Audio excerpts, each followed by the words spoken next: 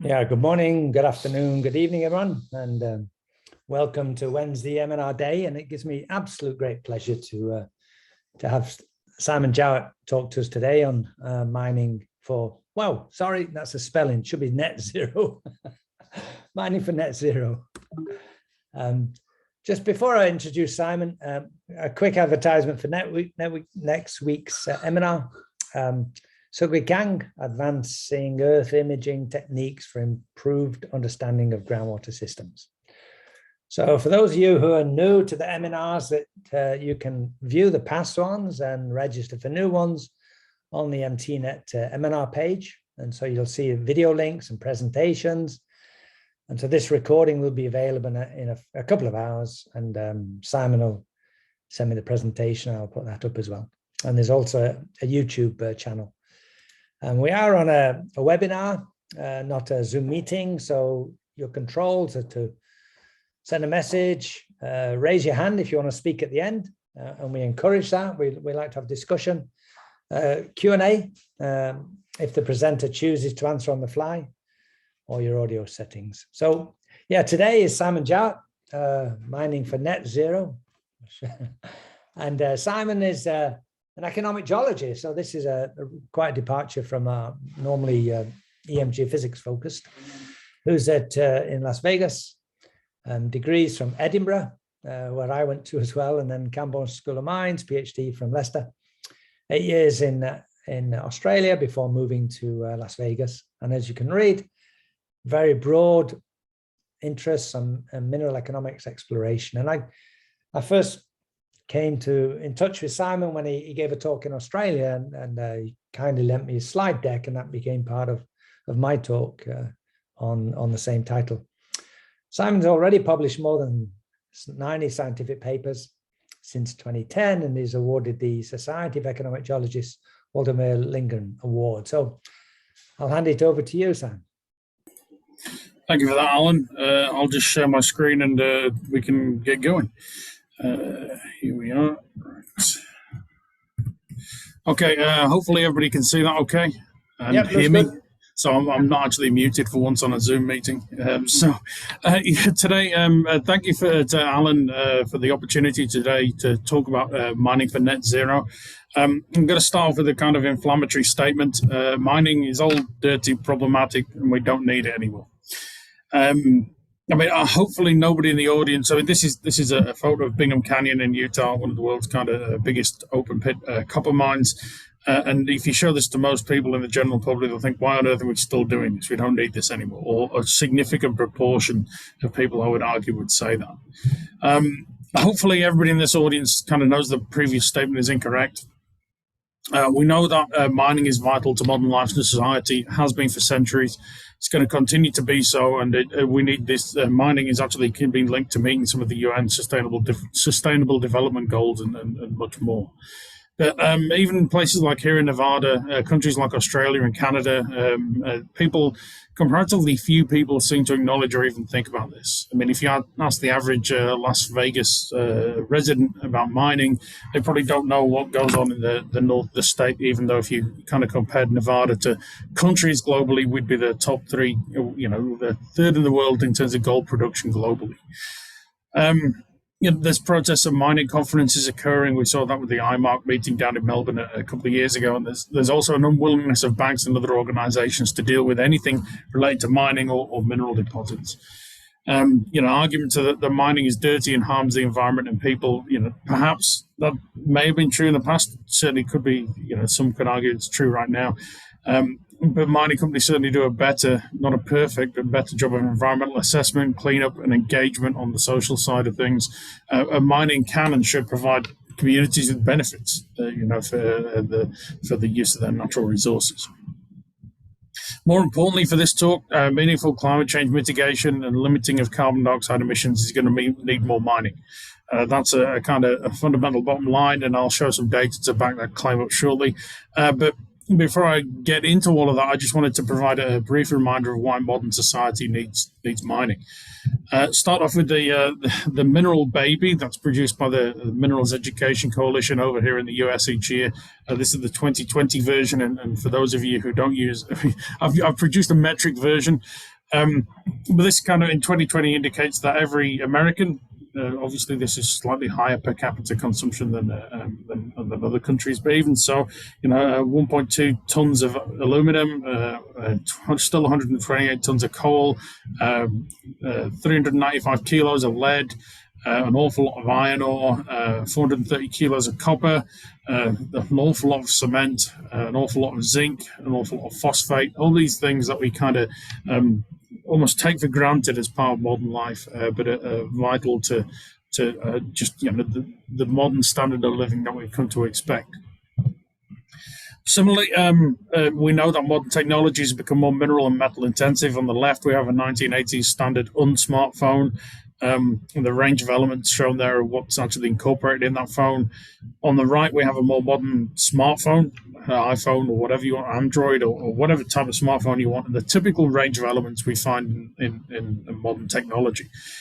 We've lost beryllium, we've lost lead, but we've added a whole load of other elements that impart the characteristics of what we consider a smartphone. A touch screen, internet connectivity, app, all sorts of various apps and so on. And all of these are kind of a long battery life. All of these are provided, all these characteristics are provided by the increased use of a variety of different elements. If we look at that in detail, I'm not going to go through this in detail. Obviously, you can have the PowerPoint, this PowerPoint after this, and this is being recorded. But things like indium, tin, and oxygen, this is what makes your touchscreen a touchscreen. It's got a very thin film of this material on it, which actually makes it conductive, and hence allows a touchscreen to be a touchscreen. Things like small quantities of the rare earths and to produce colors in a smart screens, a phone, nickel and other, again, rare earth elements used in electrical conductivity in magnets and speakers and so on. This is just kind of one way of demonstrating the mineral intensity of modern life, modern technology, and so on. Similarly, if we're thinking about or start to think about climate change mitigation, what sort of technologies do we need for climate change mitigation? We need things like wind turbines, we need solar panels, and so on. So this is an example of a wind turbine, 3 tons of aluminum, quite a lot of rare earths in the magnets within the turbine body, depending on whether it's depending whether it's offshore or onshore, quite a lot of copper, quite a lot of concrete, quite a lot of steel, zinc, molybdenum, all of these metals come from mining, essentially. Some may be derived from recycling, but certainly things like the rare earth elements we recycle very little of right now, and that's not going to change certainly not going to change very quickly. The same applies to things like solar panels. Solar panels can be either, can incorporate a lot of silica, which again needs to be extracted from the ground, or there could be things like cadmium tellurium compounds.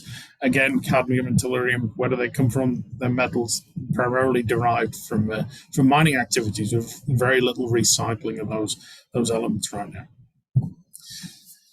So they're just a kind of few initial examples of how the things we take for granted, the devices that you're listening on right now or watching me on, how the things that we take for granted as part of modern life require and are based on metals and minerals. Minerals and metals are the material basis of modern society, hence we need mining. And this, combined with increases in population, is the reason why we currently mine more minerals and metals than at any other time in history. And this is an underlying trend that's been present for the last 100 years plus. I've got a few examples of this. This is gold. Gold up to about 2015 from 1913.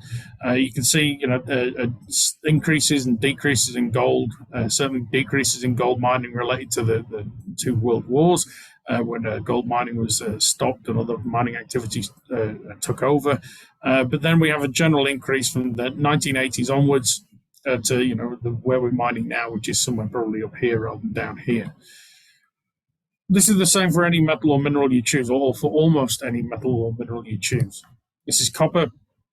1900 to about getting close to 2015 again. Now at the moment we're mining more than 20 million tons of copper a year, and this trend is not decreasing. And we're also recycling more copper than we ever have done before, because there's more copper in use, more copper coming to end of life, and so on. And we're actually fairly good at recycling copper compared to some other elements. So this just indicates that it's not just a demand for primary metals, it's demand from all sorts of metals, and we're meeting that by increased recycling, but more often than not by just mining more and more of the metals that we need out of the ground. Here's zinc, again, about the same timeline, going up to about, in this case, 2013, from 1840. Slow rise, dips and falls relating to changes in the world economy. But then we just get this general steady rise, and just keep on increasing. You can look at this for a range of different metals. So these are just a range of commodities: bauxite, copper, lead, the platinum group elements grouped together, the rare earth elements grouped together, molybdenum, silver, etc. Normalized to production in 1956. The thing to note is that the data here, there's a bit of noise in the data, which again reflects some of that economic variability, but the overall trends are going up. There's nothing lying below this line here, which indicates we're actually producing less than we were in 1956. Some commodities, asbestos, for example, we would certainly be producing less for good reason, but these are very few and far between. And if you look at things like the rare earths, we're producing like 32 times more rare earths now than we did in 1956. And it's not just totals. If you normalize it for population increase, it shows that per head of population globally, we're actually consuming more primary, we're mining more, and often we're consuming more metals per capita than we ever have done in the past. It's not the case for tungsten, tin, and lead. We still mine more of these than we did, way more of these than we did in 1956, but our per capita consumption or use of these elements has decreased. But our per capita use of all the other elements listed here, copper, cobalt, the platinum group elements, the rare earth elements, molybdenum, all of these have increased, often significantly. We use 12, each one of us on Earth uses 12 times more rare earths now than we did in 1956 because of the intrinsic value or intrinsic characteristics these elements provide to modern technologies. So that means, one question is we mine more. One question is, okay, so are we going to run out? Are we running out right now? The diagrams on the right are from a paper I published a couple of years ago now, just essentially looking at USGS reserves and production data and a few other things. But what we can see here is this is essentially equates to years left if you think that reserves are all we have left, and then the production is just annual production. You see that the data are noisy in some ways, but what tends to happen as we get closer to the present day is the trends tend to flatten out. That means that, okay, we have these reserves and we have our production here. That the fact that all these trends are flattening out at whatever level tends to mean that we're exhausting reserves by mining, but replenishing them by the delineation of known but not formally quantified mineralization. In other words, if you take reserves numbers and consider them to be all we have left, that's fundamentally wrong, because those reserves are dynamic. They're not just a static amount of material in the ground. They reflect the way the minerals industry operates. And the minerals industry doesn't delineate an entire ore body to the reserve status because it's not cost effective. They're small parts, and they expand after they've mined those small parts out to something like potentially the size of Bingham eventually. Similarly, if we actually look at copper, this is just a diagram showing copper resources in 2010. Ignore my spelling mistake as well. And they're kind of compensated for production between 2010 and 2015, and the same resources, the size of the same resources in 2015.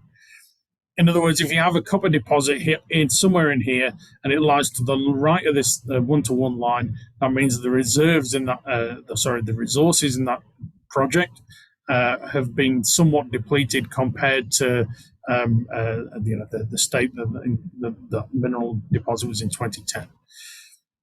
One thing to look at is the best fit line through here. There's a lot of scatter in the data. Some deposits have grown. In other words, we know there's more mineralization in the ground than in 2015 than there was in 2010. Some have shrunk somewhat, probably as a result of production. But overall, what we see is copper resources have grown for projects that were known in 2010 and again reported in 2015. They've grown by an average 13%. Despite ongoing production of an awful lot of copper between those two times. So what we've got here is we've actually got resources in the ground expanding at a faster rate than we're producing copper. We have new discoveries which are adding new copper and new other metals to the mix, and we see this relationship for a variety of different metals, certainly for the platinum group elements, for nickel magmatic sulfide deposits. We see either maintaining or increasing resources over time, despite producing more metals than ever before. All of that means that we're not running out. At least if we consider current production trends to be what's going to happen into the in the not too distant future. However, what's going to happen, or what is happening right now, is those trends of increased amounts of mining are actually accelerating, because we're going to need to mine more to mitigate against climate change. If we have any hope of meeting carbon dioxide emissions targets, we're going to need more mining than we have at the minute, and we already mine and recycle more than we ever have done before. One example is the International Energy Agency's 2-degree temperature increase target that limits 2015 to 2100 energy-related carbon dioxide emissions to 1,000 gigatons of carbon dioxide. Currently, if we didn't change anything from now to the end of the century to 2100, we would emit almost 3 times that. What we need then is to avoid really impactful climate change, and this 2-degree temperature increase could have significant impact. But to avoid more impactful climate change, we need carbon dioxide emissions to decrease by 60% by 2050, and to decline afterwards to carbon neutrality, net zero essentially. We need a rapid rollout of renewables and low and zero carbon dioxide transport, energy generation, energy storage, and so on. It's not just let's do something about climate change, though. Consumer demand is moving in this direction already. People want Teslas, people want electric vehicles, people want renewable energy, and all this, and the same goes for investment as well, moving in these areas. If you think about banks, they don't want anything to do with mining, but they sure want lots to do with electric vehicles and renewable energy and so on.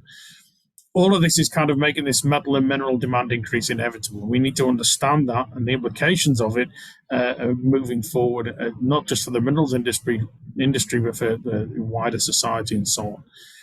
And there's one thing to note: it's okay having a Tesla, but if your Tesla is essentially the energy in that Tesla is supplied by energy or electricity generated at a coal-fired power station, it's worse than a gas-guzzling SUV, a Chelsea tractor or whatever you want to call it, wherever you are in the world.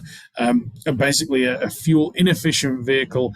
And that an electric vehicle powered by coal-generated electricity is worse than a very inefficient 4x4. If you don't believe in anthropogenic climate change, this slide is for you. Hopefully that doesn't apply to anybody in this audience, but it does apply to some people in our society. Either way, to be blunt, it doesn't really matter. Science doesn't really care what you believe in. More importantly, we're already shifting to low carbon dioxide energy generation and transport. It's a global movement. It's a global trend. It's going to continue. It's been backed by consumer sentiment and investment funding. The other thing is metal mining, processing, green technology, energy development, and all of these activities downstream of the actual mines themselves involve the production of high-value raw materials and associated end products, and have the potential to generate a lot of well-paid jobs, as shown during the late 2000s mining boom. So either you can get on board and you can think about how you can make the most of this situation, make the most of these challenges, or you could ignore it and let others reap the benefits, would be one argument. If we have a think about cars as a starting point, So here's just a typical car, typical internal combustion engine car with 48 pounds of copper. I haven't done the metric conversions here, but the kind of magnitude or the differences in the numbers are the key thing. So we have 48 pounds of copper in the internal combustion engine here. Hybrid electric vehicle has 88 pounds of copper, and the battery electric vehicle has 183 pounds of copper because of the connections between batteries, because the more transmission of electricity needed around that vehicle. So what does that mean? This is just a back of the envelope calculation. Global vehicle production uses about 1 million tons of copper per year, or about 5% of global copper production. 1% increasing, but about 1% of these new vehicles are electric. Targets for various countries, various companies like General Motors and so on is to move to all electric vehicle fleets by 2035, 2050. If we assume the world agrees to go to all electric vehicles by 2060, push things out a little bit. Electric vehicles need 4 times as much copper as petrol vehicles or gas vehicles. If we go all electric, that means the global car industry is going to need about 4 million tons of copper production a year, assuming no new growth in vehicle demand and production. That's a 400% increase in now, and that's 20% of global copper production. Oh, needs more because you need the infrastructure to charge the vehicles. You need renewable energy sources. This is just transport. This is just copper. Never mind the nickel, the graphite, the lithium you need for those batteries and so on. So if we have a look at this and kind of extrapolate to just look at energy generation and maybe some other sectors, this is lithium-ion battery packs in passenger electric vehicles. One prediction of the amount of materials that's going to be going into these from 2018, about 1 million tons. To 2030, you're talking about 8 million tons of manganese, lithium, cobalt, nickel, graphite, aluminum, and copper. Copper and nickel are main products. They're major metals. Lithium, manganese is a fairly major commodity as well. Lithium, not so much. Graphite, certainly not, and so on. So we need to think about where we're going to get these metals from, and what the implications of these trends are. If we look at energy technologies, these are predictions by the World Bank. If we go to if we're aiming for the 2-degree emission scenario, these are the kind of amounts of metal we're going to be needing by 2050. So this is annual demand in 2050 from energy technologies as a percentage of what we currently produce, or produced in 2018. The numbers haven't varied that much. So you're talking about 500% increase in graphite production, nearly 500 for lithium, nearly 500 for cobalt. Lots of indium, lots of vanadium, lots of nickel, lots of silver, lots of neodymium, lead, molybdenum, and so on, down to smaller amounts of iron, titanium, and so on. It's important to realize this is just energy technologies, and this overprints or adds to those trends of ever-increasing production that I showed earlier. So we're talking like 5.5 million tons of aluminum per year, 4.5 million tons of graphite, 2.2 million tons of nickel per year just for energy technologies. So these are the kind of numbers that we're dealing with, and the kind of ramping up of production of these metals that we need to think about if we want to do something about, or really meaningful about, climate change. We can show that in a table. So this is energy technology alone. 2018, thousands of tons production on the left. In the middle, we have projected annual demand from energy technologies, and then this value expressed as a percentage of this over here on the right. And you can see that the large numbers: 460% cobalt, nearly 500% graphite, 230% indium increase. The volumes or the amount of material here may seem small, but to get 231% increase in metals for indium is going to be problematic, and I'll explain why in the near future. So where are we going to get all this metal from? We're going to need about 3 billion tons of minerals and metals for wind, solar, geothermal power, transition to electric vehicles, energy storage. All of this is required for achieving a below 2 degrees C increase relating to anthropogenic climate change. We need mining. We need lots of mining. That's not the only thing. It's not easy to ramp up production of any metal. If you're talking about doubling global nickel production, that's a significant increase in a major commodity. That's a lot more land use. That's a lot more exploration. That's a lot more mining. Then you add on copper and other major metals, and that's a lot more of everything being mined out of the ground at the minute. There's also a few odd metals, critical metals, like neodymium, lithium. The question is, where do we get these from? And these are metals that may not be hugely problematic in terms of volumes, if you could actually mine them by themselves. If you could find an indium deposit or a lithium, lithium you can, like a neodymium deposit or something like this, then that might not be a problem. But there's a whole load of critical metals that are byproducts of other metals that could be even more problematic for a low carbon dioxide future. So this is what the US currently considers as critical. I'm not going to read them out. There's 50 elements there.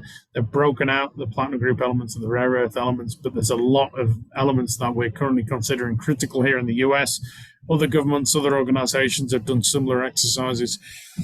It's important to note there's a variety of different metals in here. There's, the rare earth elements is a classic example of critical metals, but there's also things like nickel, zinc, tin, major metals, that form part of the major sectors of the global minerals industry. What are critical metals and why should we care about them? There's no strict definition because it varies upon viewpoint, and there's no global agreement on what elements are considered critical. But they provide essential properties to a technology or product, especially those relating to climate change mitigation. They're not easily substituted or recycled. Recycling cannot always meet increasing demand for these metals. They're subject to significant supply chain risk, and they're often strategic.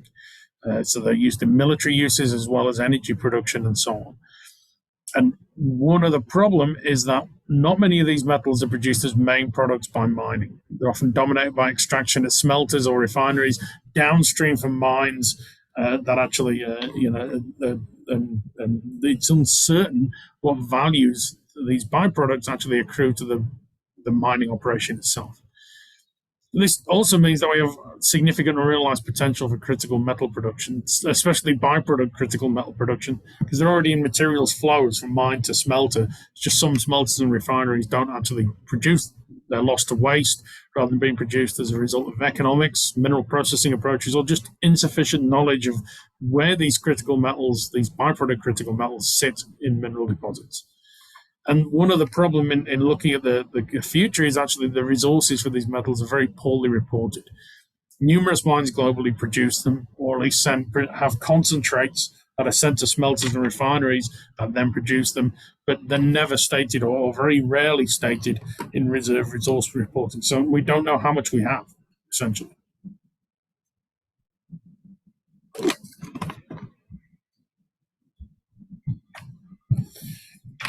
If we look at substitution, I mean, this is just a periodic table showing color-coded for substitute performance. The warmer the color, the worse the substitution. So you can see there's quite a lot of the rare earth elements like dysprosium, some other metals around, so yttrium, magnesium, manganese, lead even, tellurium. So basically a lot of these, there are substitutes available, but the substitute performance is terrible. And so, that's why we use copper wiring instead of aluminum wiring. Aluminum is a one possibility as an alternative, but the loss of efficiency as a result of that substitution is so great that the copper price would have to skyrocket for that to actually happen. So that's one of the problems we're facing, in that metals can't be easily substituted. And the other one kind of other thing to note is that a lot of the metals we're dealing with, so this is just a range of elements or metals considered critical, both here and here, shown as whether they're byproducts of other metals, or byproducts of other metals, or main and co-products of other metal and mining activity. It's shown on the left here. So here we have main product metals like copper, zinc, and nickel, iron as well. And we have the closer other elements are to these main metals, the higher the proportion of that metal is produced as a byproduct of that main metal. So if we take cadmium and indium, nearly 100% of these elements are produced as a byproduct of zinc mining. Nobody goes out there and looks for a cadmium mine or an indium mine or a selenium or tellurium mine, or very, very rarely, because they're essentially they're just produced as a byproduct of copper. This means that, in essence, if we don't have an efficient copper sector, or a sector, the tellurium and selenium extraction from the copper sector is poor, then that means that we lose a lot of those byproducts to waste rather than actually producing them. And this just shows what we currently produce. There's a lot more potential out there that is unrealized, because people are thinking about it, but people are not actually producing byproducts like they could from things like tellurium from gold mining and things like this. If we put this more simply, here we've got a table here by Tom Gradle and others for 2014. It's still basically the same. We have our main product metals here. We have our critical elements down here that are produced as byproducts of those main metals. This basically indicates the sectors of the minerals industry that the production of critical elements are reliant on. So if we take zinc, if we have a drop in zinc demand and production for whatever reason, like we change the way we galvanize things, we use a different metal, or something happens to the zinc sector, that means we also lose indium, germanium, and cadmium. So you don't get your touchscreen technology anymore. You lose things like LEDs, cadmium, tellurium, solar panels, fiber optic cables, semiconductors, all of these things that are vital to modern technology, as well as vital to climate change mitigation in some cases. So it just indicates the kind of interdependency of the production of a lot of these critical metals on the production of something else. And we can look at that graphically. These are data of 2018. We have our global production in metal terms in this color here, and our proportion of production of these metals that were produced as a byproduct of something else. So you can see what we've got is things like selenium. A significant proportion of all selenium is produced as a byproduct of something else. Cobalt, nearly all of it as a byproduct of something else. Vanadium, nearly all of it. Germanium, all of it, and so on. So this just illustrates the interdependency we have of these metals on the production of something else. There's not a huge amount of these metals that are produced either. So in other words, these sectors don't have the capability to kind of develop themselves into a new important part of the minerals industry in the main. And the other thing to note is there's knowledge gaps here. So we don't know what global production of, say, thallium, hafnium is. We don't know the byproduct proportions for tungsten, niobium, lithium, tantalum, and so on. So there's still knowledge gaps. When we're trying to, we can talk about critical metals all we want, but unless we actually understand where they're coming from and how we're producing them, how on earth can we actually increase the production of these metals that we need for a net zero future? What do we know about critical metal resources? Few of these are well quantified. Platinum group elements, rare earth elements, indium, and so on. But a lot of these critical metal resources have significant uncertainties. There's little to no data available for resources, reserves, and sometimes production, or there's contrasting data available from different sources. And that means, how can we assess the criticality of a metal or focus on security of supply when we don't know where they come from, we don't know how much we actually have in identified mineral resources? How can we produce more of these vital metals and ensure their supply is secure, given the fact that they're buying co-products and things like this? So these are all questions to think about and that are currently being worked on and addressed, but there's much more to do in this area. What we need to know is we need to essentially know things like global resources. We need baselines to predict how we can meet future demand. We can't always rely on published resource reserve information from companies, given the lack of reporting of critical metal production.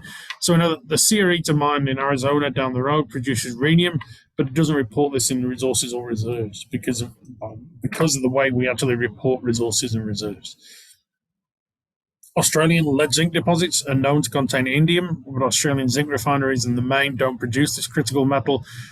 Byproduct production is therefore dependent on where you ship or sell your concentrates. And, in a globalized minerals industry, that means that there's little control on whether, a deposit that contains a lot of a byproduct actually is realizing that byproduct and producing it. if you want to put it simply, we don't know how much we have. We don't know where what we have comes from. We often don't know how to increase production as a result. And all of these are crucial points going forward that need to be considered. Here's one example. This is work by Tim Werner, Gavin Mudd, and myself a few years ago, just looking at Broken Hill, famous mineral deposit, lead zinc deposit in Australia. What we've got, we know there's indium present at Broken Hill, but it was never really produced. A lot of that indium will have ended up in tailings on the Broken Hill mining in the Broken Hill mining area, the mining camp. This is just three estimates of how much of the indium is in tailings on site. So 5% of the indium in the ore bodies ended up in tailings. We might talk about 500 tons of indium, about 20%. So a kind of reasonable estimate might be something about 2,000 tons of indium, maybe. 35% might be around 3,500 tons of indium.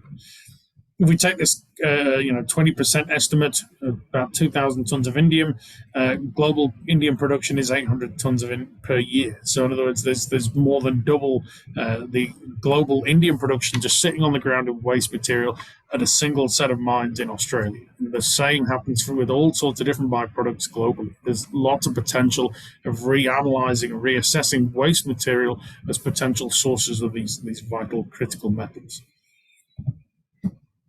We are getting better at identifying and producing some of the critical metals. You can look at byproduct to main product ratios, like rhenium to molybdenum, indium to zinc, tellurium to copper, although the latter has decreased somewhat as a result of perhaps the use of solvent extraction, electrowinning technologies rather than smelting.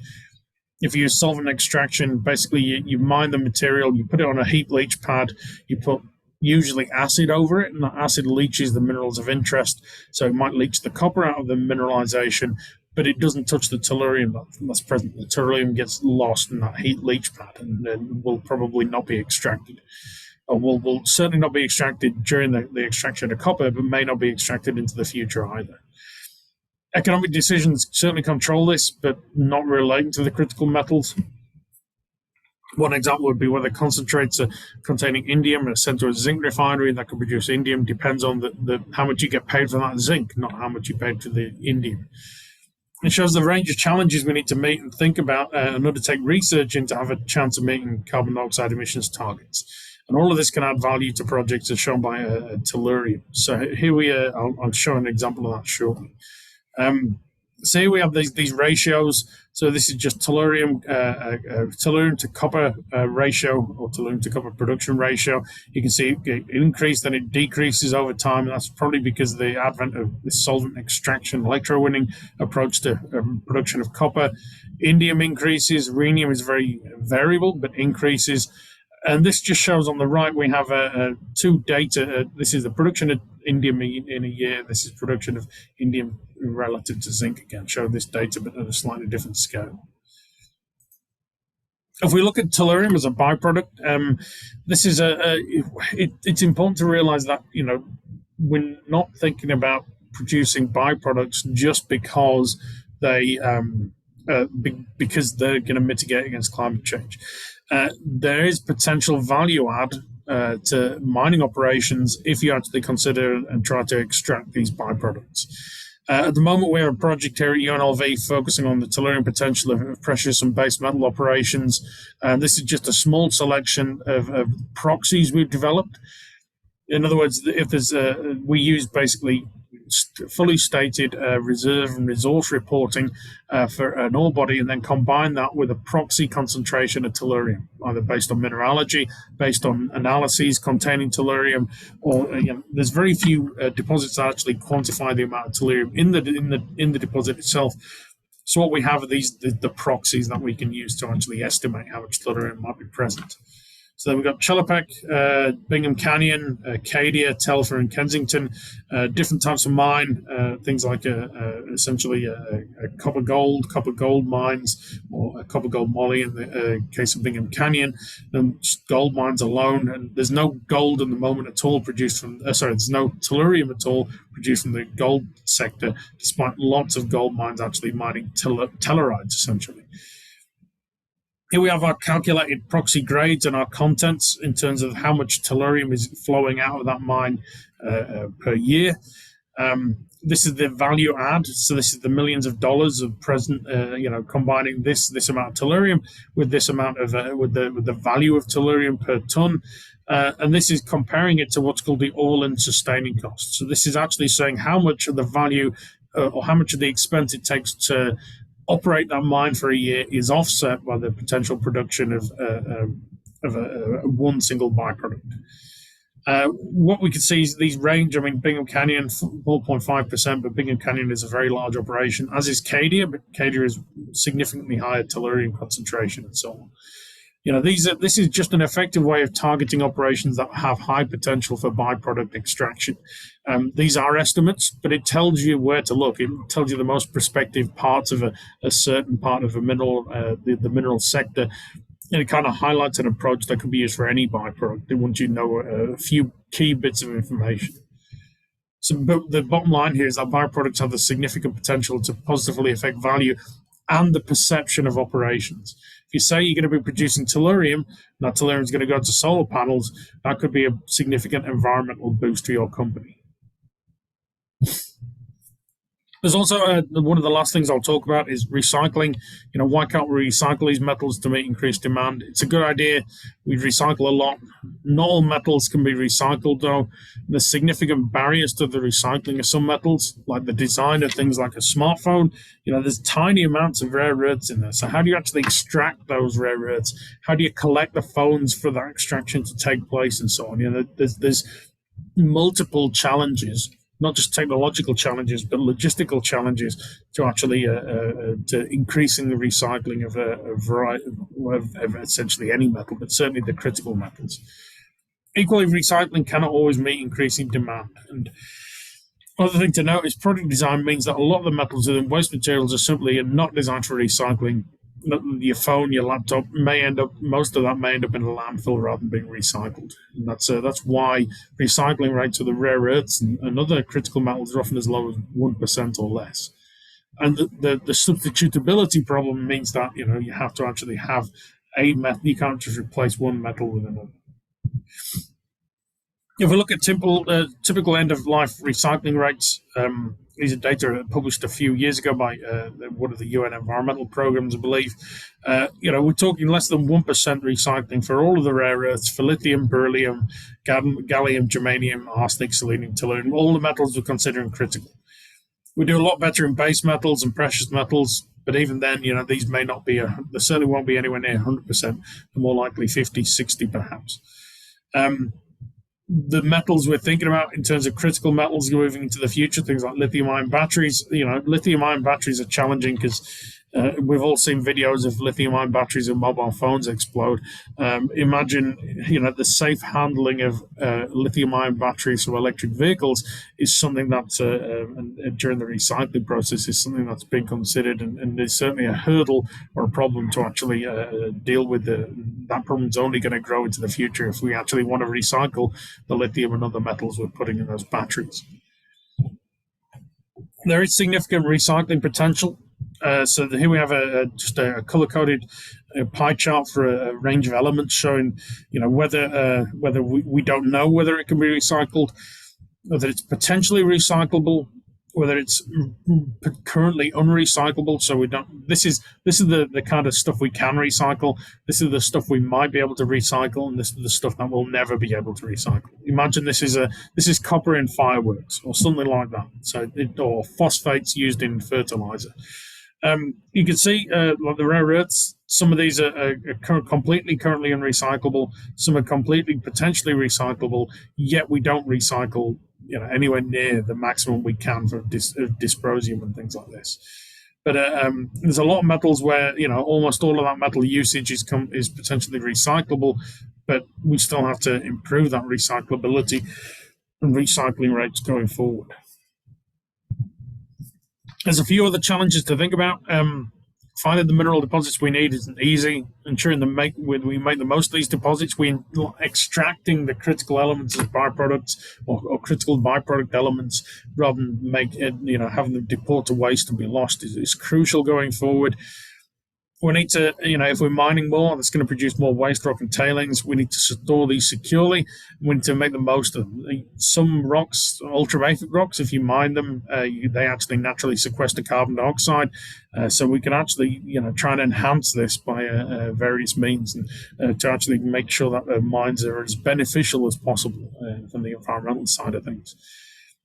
ESG issues are becoming more and more important. So these are environmental, social, and governmental challenges to mining, and ensuring mining is as sustainable as possible. And then there's NIMBYs and bananas. So NIMBYs are not in my backyard, which is fine. We need a lithium mine, just don't have it anywhere near me. I want a Tesla. I want the lithium from that Tesla, but I don't want this mining to occur near me. And bananas build absolutely nothing anywhere near anything. So I don't want you building anything anymore. We don't need to build anything anymore. Stop mining. We don't need it anymore. We're kind of done with all that stuff. We're fine as we are. But, people need to realize, the general public need to realize that you can't have solar power, wind power, Tesla vehicles without raw materials. So there has to be some acceptance that mining is required. Materials need to be smelted and refined. You can't ship the problem to other countries for processing. You can't ship the ore for processing, getting manufactured products back for a huge number of logistical, security, supply costs, geology, and also social justice exploitation reasons, which feeds into the kind of environment, the ESG issues I mentioned in this slide. There's also a huge loss in value add. As you go down from the actual mine through to the end product, values increase at each step of that kind of processing chain. So where do you want that value to be, in country or somewhere else? And I think the other thing to note here is kind of public perception of mining. Like I showed on that second slide of the talk, mining is problematic, old, and we don't need it. Mining is as fundamental to modern life as farming is. But the general public have very different views of mining and farming. Farming is viewed as kind of nice green fields, gently mooing cows and things like this. A very positive viewpoint in general by the public. There are problems there, but those problems are kind of offset by the general public perception that farming is a good thing, a positive thing. And that ignores those problems, ignores the fact that farming is polluting, farming has a whole load of range of different issues. Mining, the general public, somebody outside just now, what do you think of mining? They're going to think it's dirty and problematic, even though it's in many ways just as essential to modern life and equally essential to farming for fertilizers and so on as farming is to us. We just don't have that direct connection between mining that we do with farming. So I think there's a perception issue here that we need to kind of deal with and address with the general public. There's other things to think about. It's not just mining of metals. Concrete and cement are huge carbon dioxide producers. We don't have a solution for that. Metallurgical coal, we need that for metal production. There's some developments in this area, but people hear the word coal and just anti the development of new coal mines. Certainly, we've seen that in the UK with somebody trying to open up a new metallurgical coal mine for metal production. That may well go into green technology and so on, but some of those, just the public opposition really caused problems for that development. And I think that's something we're going to see going forward, unless we make more of a case that mining is crucial for modern life and is crucial for climate change mitigation. We know that most critical metals and minerals are never going to be significant enough in their production, their value for major mining companies to target. There's low probability of what we call transformational change. We need to think more about policy making. We need to do more than current actions. We need to have developments between geopolitically friendly countries. That's already going on with Australia, the US and Canada talking about critical metals. And there's a significant potential for domestic exploration and mine development. But I would say here in the US, we're way behind other regions in the world, like Western Australia and Canada, in terms of generation of pre-competitive data, streamlining of processes, and so on. So there's lots to do in this area and lots of challenges to think about. But I guess to start to wrap up, the bottom line is, if you want to do anything meaningful about climate change, we're going to need to mine more minerals and metals. Creates questions, problems, but remember that a problem is an opportunity. Got to flip it around and think about these as opportunities. Where are we going to find these metals and minerals? We need to understand the geological processes that form them. We need to increase the efficacy of mining in terms of recovery and energy use. We need to improve at discovery, and that's where certainly the geophysics side of things comes in. I needed to mention the word geophysics at least once during this talk, otherwise Alan might never invite me back. And we don't have to just mine natural deposits, landfills, mining waste, and so on. And the question is, how long will all this take compared to demand? So there's obviously a delay in actually bringing new mines on stream. And what does that delay mean in terms of the demand-supply balance? We need to think about impacts of metal extraction, environmental, social, governmental challenges, benefits as well, and risk. And how can we do this? We need education, research, and discussion on all sides and beyond the minerals industry. We need to understand the problems we face. I'm trying to get people to think about that here at UNLV. I need to at least have a plug for my own university in there once. But actually having open discussions with the general public and informing them about how vital the minerals industry is to their way of life and to climate change mitigation is going to be crucial if we're actually going to do this and do this properly. So if you've not been convinced, every single person listening to this talk needs mining. The devices you use for work and entertainment, the electricity, the car you drive, the house or apartment you live in, all modern conveniences, all the modern trappings of modern life require minerals and metals. Any sustainable future with reduced anthropogenic climate change and lower carbon dioxide needs, therefore, to be built on the back of the minerals industry.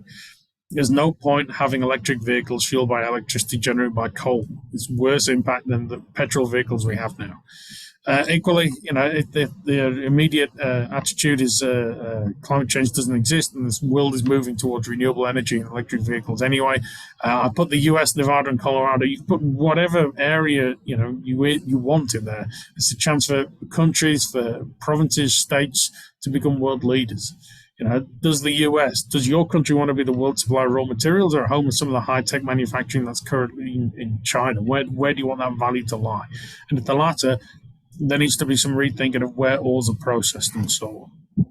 We can look at that in this is one example of the mining value chain.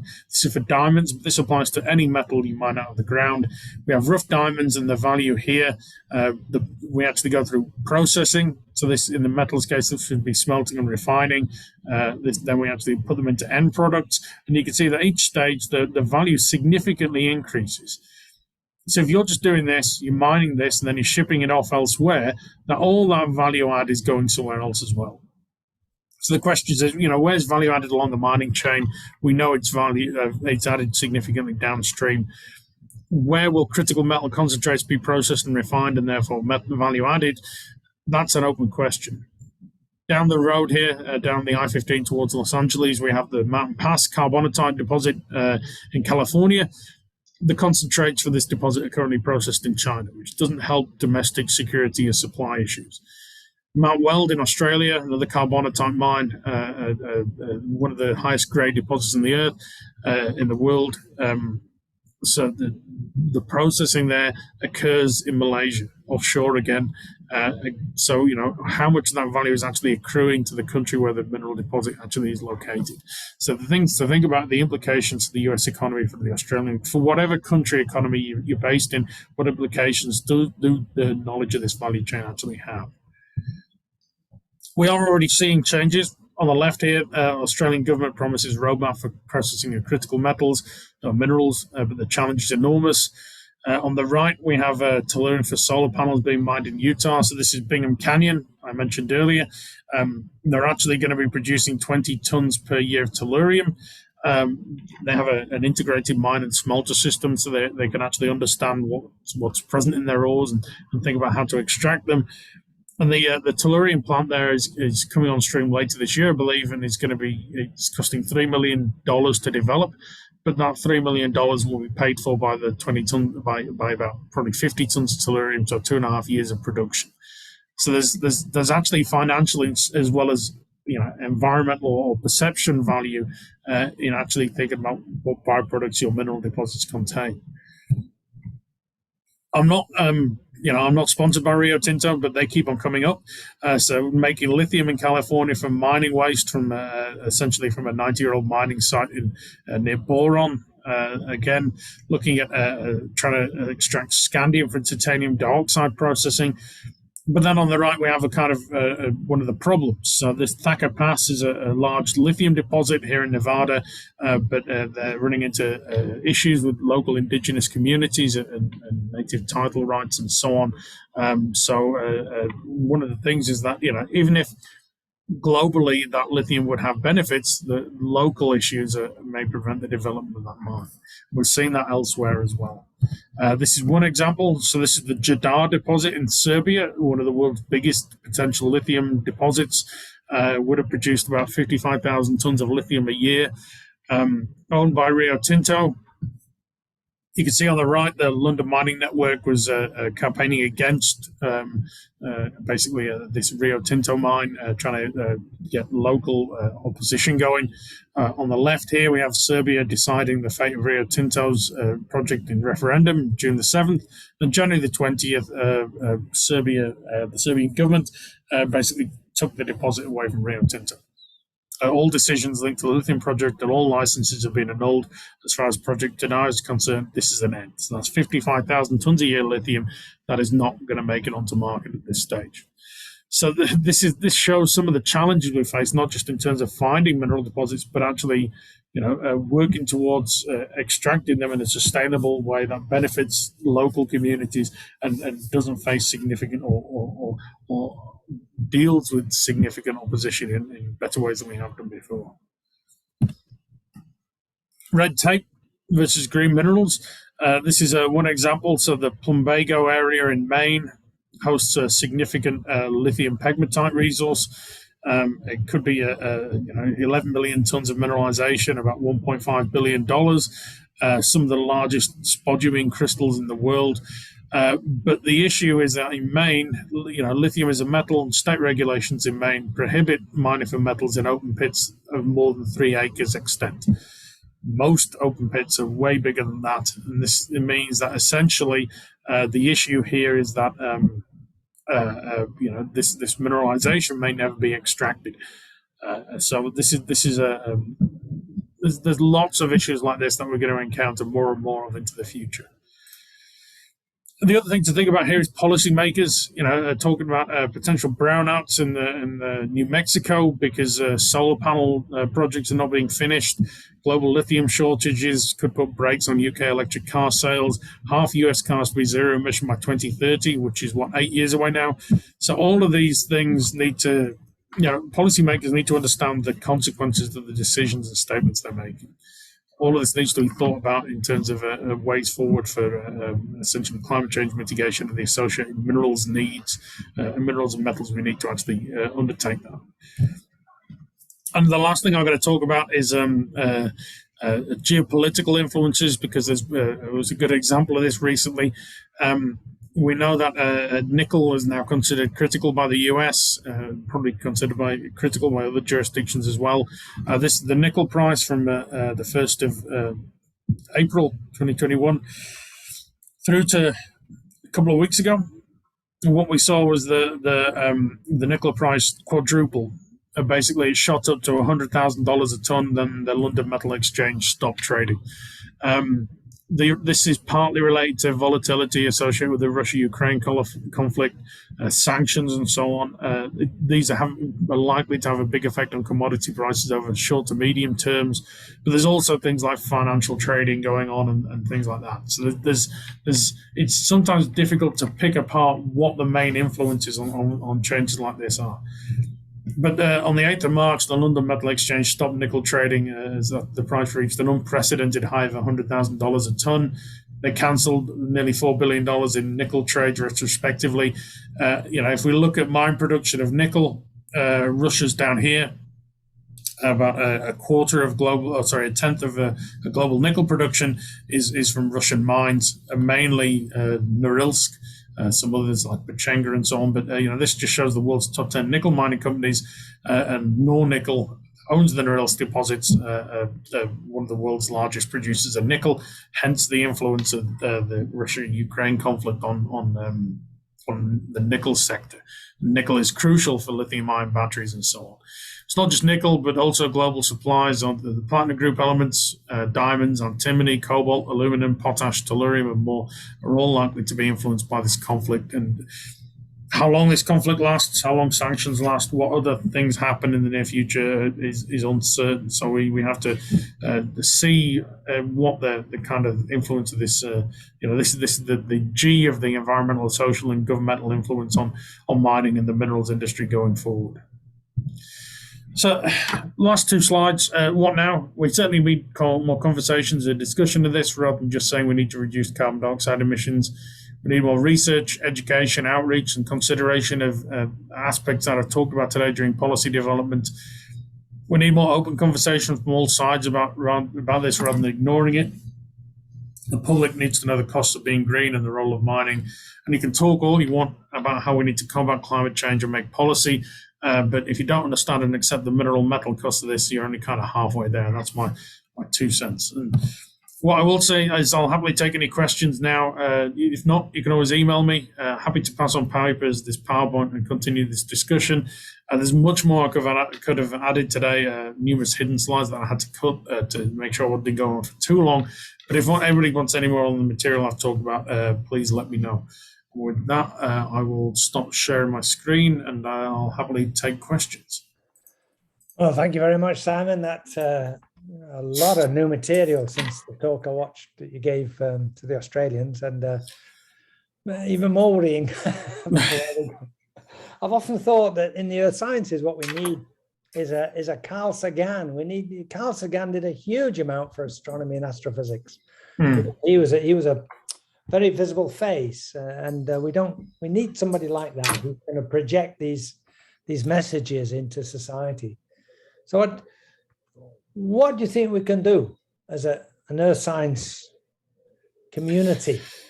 I think one of the crucial things is to actually engage with the general public and enable them to understand what it costs to put an electric vehicle on the road and supply with renewable energy. I think we need to emphasize the role of mining and the minerals industry in everyday life. And I think we need to put pressure on the minerals industry, the smelting industry, and the refining industry to actually make more of the mineral deposits they have. They're finite resources, and they need to be used in more sustainable ways. So I think that all of those things are crucial.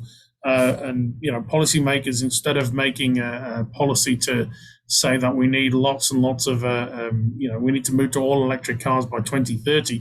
Or 2050, what they need to do is they need to say, well, okay, how can we help the minerals industry achieve what a more sustainable approach and actually produce byproducts and co-products and critical metals that we need. So there's a lot to do, and I think starting conversations with all stakeholders, and if you're thinking about climate change, that's kind of everybody on this matter is a key step forward.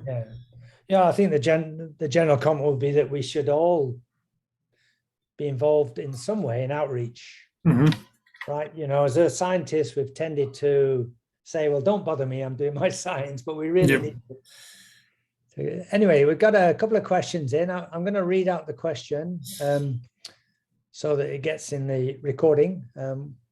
One from Dennis Woods. Hi, Dennis. I didn't see hydrogen, helium, and other noble gases mentioned in your presentation, although not metals. Modern life needs them. Hydrogen in particular could play a very key role in the future. Please comment on the future global availability of hydrogen and helium. Okay, so I'll deal with helium first, and helium is certainly thought of as a crucial. It's considered a critical element by the U.S. federal government. At the moment, again, the geopolitical crisis, the Russia-Ukraine conflict at the minute, is going to cause and is causing issues in global helium supply, because I don't know whether it's Ukraine or Russia that are the main suppliers of helium, but I think at the moment we're going to go through another helium shortage, and I think that finding more resources of helium is going to be crucial in making better use of what we have. I'm not an expert on either of these elements, so I'm going to comment a little hesitantly. Hydrogen. There's obviously a lot of hydrogen around, but if you want to generate that hydrogen, it requires a lot of energy. And so, future global availability of hydrogen is going to be energy dependent. And, unless we have significant breakthroughs in essentially fusion energy, then maybe that's going to be the main restriction on that kind of availability of hydrogen. But certainly both of those elements are crucial and need to be considered more than they are now. The US government at least has recognized. I think helium is generally considered critical, but I don't think anybody has come up with any good ideas on how we can boost supply.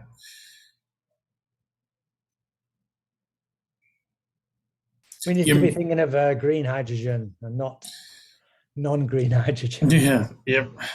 And I saw one plan whereby you can use excess energy to convert from, say, wind farms to convert to generate hydrogen and use that as energy storage device rather than solely batteries.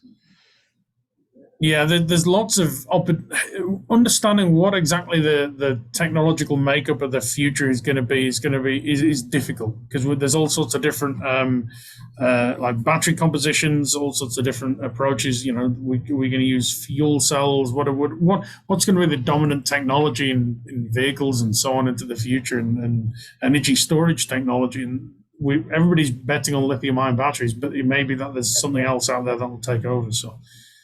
Yeah, the next couple of questions refer to skill sets and people. Very nice questions. One from Estella Ataquana. Hi, Estelle. Nice to see you here. What skill sets will be needed to prepare students for this future? I think, as an economic geologist, I think we need to do more economic geology. But I think, we certainly need more geoscientists, and those geoscientists in the minerals industry, outside of the minerals industry, need to be pretty well rounded. So, the people working in the minerals industry need to not just know about mineral deposits, but they need to know about the kind of the environmental, social, and governmental side of things. So, if you think you're working on a mineral exploration project, a remote project, you could end up being, some of the first representatives of that company to engage with somebody on site. If you mess that up, you're going to mess up all sorts of things. So, I think.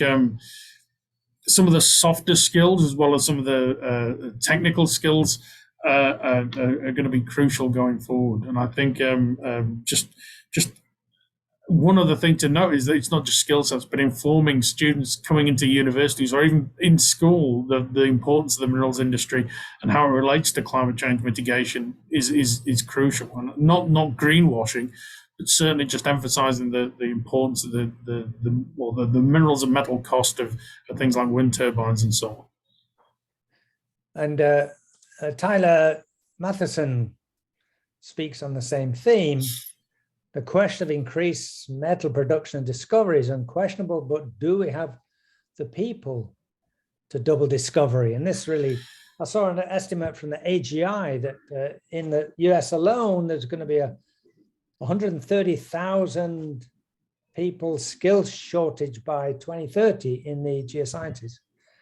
I don't think we will. If you look at the US, again, economic geology is what I know, and there's not much in the way of economic geology at all taught at universities here in the US. There's a few locations where they do teach economic geology. And then, it's not just the kind of exploration side of things, it's the actual mining geology or mineral resource management. And we're currently trying to develop things in that area here. But, there's the gold mines in northern Nevada employ a lot of people, but a lot of those people come from Australia, from the UK and things like that, because we have a dearth of people in the US. And there's a dearth of people globally. So I think we need to kind of win over hearts and minds of people before they think about going to university. And that's where all this information, or some of this information, needs to be given to people, like people at high school. They need to know how important the minerals industry is to what they consider to be modern life and what they want in terms of technology and so on. Yeah, certainly true. Introducing sciences in school levels and encouraging young minds and not turning them off. Exactly. No more questions, but quite a few chat messages, all really thanking you for a wonderful and insightful talk. No problem at all on that. Some longer ones, I won't read these out. People, you can all read in your chat what others are saying. Any more questions for Simon? No? Well, if not, perhaps I'd like to thank you again on behalf of everybody, and not only everybody who's here today, but everybody who'll be watching this for the next months and years. No problem at all. Yeah, happy. Thank you for the opportunity. And if anybody has, it's like a job interview. You always think of the questions after the fact. So if anybody does have any questions, they can always email me, and I'll happily answer them via that. Well, I can attest to that. Simon's been very responsive whenever I've asked for material.